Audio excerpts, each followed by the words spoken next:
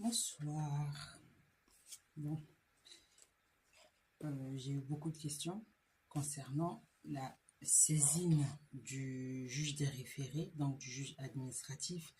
Et là, je vais faire cette vidéo pour indiquer brièvement la procédure à suivre permettant donc de saisir le juge administratif. Alors, pour ce faire, nous allons nous servir du code de justice administrative, d'accord? Donc, c'est dans ce code que nous avons toutes les procédures concernant justement le juge administratif, ok? Donc,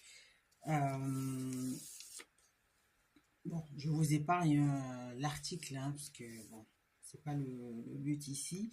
Donc, on va commencer par la recevabilité de la requête, d'accord? Donc, elle concerne les règles de présentation formelle de la requête, introductive d'instance, c'est-à-dire lorsqu'on saisit un juge, il faut introduire une requête, c'est-à-dire introduire sa demande.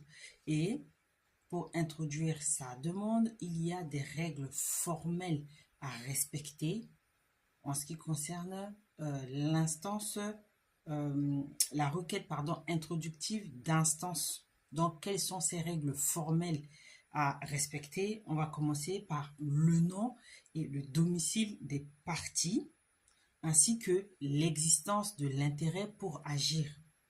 D'accord? Dans tous les cas, je vous donne des principales conditions formelles et une autre fois, je ferai un live pour revenir en détail sur ces conditions. Donc, premièrement, dans votre requête introductive d'instance, il faut y faire figurer votre nom, d'accord, et votre domicile, ainsi que l'existence de votre intérêt à agir, d'accord.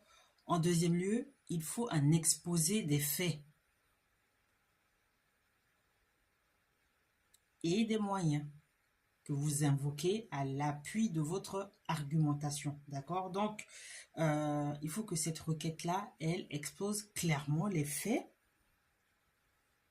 en ce qui concerne votre situation particulière et présenter une motivation suffisante afin que le juge puisse prendre le temps d'examiner votre requête en question.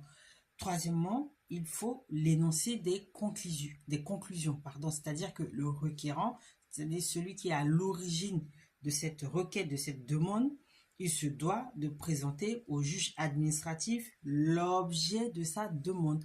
C'est ce qu'on appelle